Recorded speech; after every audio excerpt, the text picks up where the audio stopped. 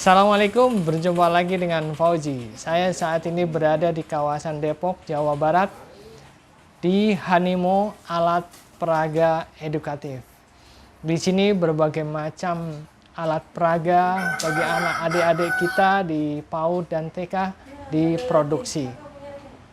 Nah, seperti apa kisah dan ceritanya, kita akan menjumpai pemilik sekaligus pengusaha alat peraga edukatif Hanimo. Ikuti terus ceritanya sampai selesai. Yang belum subscribe, subscribe sekarang juga agar tidak ketinggalan video-video saya berikutnya yang tentunya sangat inspiratif dan bermanfaat buat teman-teman semua. Ayo kita ikuti.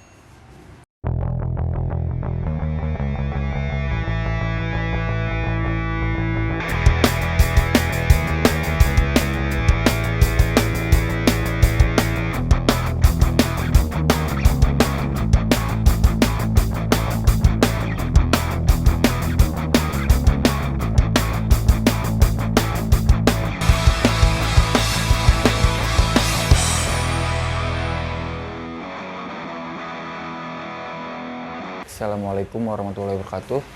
Perkenalkan, nama saya Muhammad Yuda Rizky Hanedian. Sekarang saya sebagai pemilik atau pengurus dari Hanimo.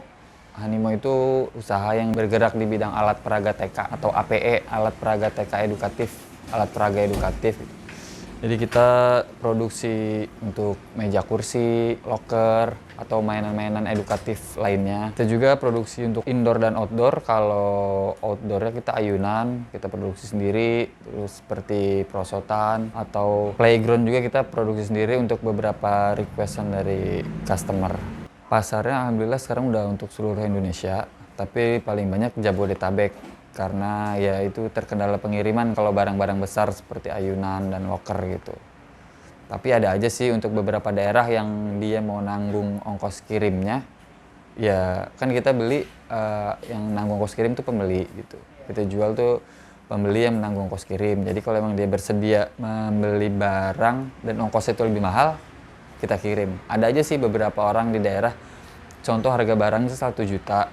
Terus ongkos kirimnya itu bisa 1.500.000 gitu. Mungkin dia butuh, tapi dia tetap bersedia gitu beli barang yang ongkos kirimnya lebih mahal gitu. Kita produksi dari bahan kayu, triplek, sama besi. Tapi lebih fokusnya untuk TK. Lebih fokus ke TK yang berbahan kayu dan besi.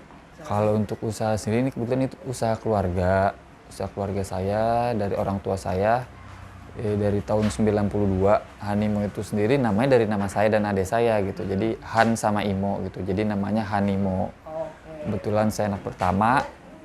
Dulu sempat kerja di luar juga, tapi karena usaha keluarga, saya anak pertama mau nggak mau harus nerusin ini juga. Dan memang potensinya sangat besar kalau untuk usaha APE ini. Di satu sisi produsennya yang masih sedikit dan pasarnya yang semakin luas gitu. Karena ada wacana kan satu desa satu TK gitu, satu PAUD. Rata-rata sekarang di setiap RW gitu udah ada PAUD juga kan, PAUD. Sekarang banyak playgroup juga udah makin banyak gitu. Jadi itu peluang buat kita untuk penjualan yang makin besar ekspansinya gitu. Kalau kendalanya biasa sih usaha itu kendala biasa SDM, rata-rata kan SDM-nya. Kalau untuk SDM kita harus cari yang ahli karena barang-barangnya juga kan ya masih manual semua gitu, belum produksinya masih manual kebanyakan. Terus kalau untuk SDM sih kita harus nyari SDM yang benar-benar bagus untuk meningkatkan kualitas gitu. Terus kalau untuk pemasarannya, kendalanya kalau di Hanimo sendiri itu ya kita biasanya ke pameran-pameran atau sosial media gitu. Kendalanya itu kalau pengiriman untuk jarak jauh pengirimannya Pak, karena kan barangnya hampir rata-rata besar semua kayak loker, terus ayunan gitu. Jadi kalau keluar daerah itu ongkos kirimnya mahal gitu. Jadi kita paling jual mainan itu yang keluar daerah yang kecil-kecil kayak balok, kayak ya pokoknya APE dalam kelas gitu. Paling itu. Kalau sekarang ini lagi ada beberapa kendala karena corona ya, hampir semuanya terdampak, tapi di usaha ini lumayan besar dampaknya. Di satu sisi sekolah belum ada tatap muka gitu, dan penjualan itu juga menurun drastis gitu. Tapi ya alhamdulillah tetap ada pembelian karena di APE ini ada dana-dana pemerintah. Jadi setiap sekolah itu pasti dapat dana pemerintah seperti dana BOS, BOP gitu. Maupun TK, PAUD atau RA itu tetap dapat dana pemerintah. Dan tetap disalurkan sih walaupun Covid gini, sekolah-sekolah tetap dapat tapi porsinya lebih kecil. Jadi kita tetap ya ada penjualan walaupun gak banyak gitu. Karena dari biasanya BOP itu 100%-nya untuk mainan, sekarang dibagi dua.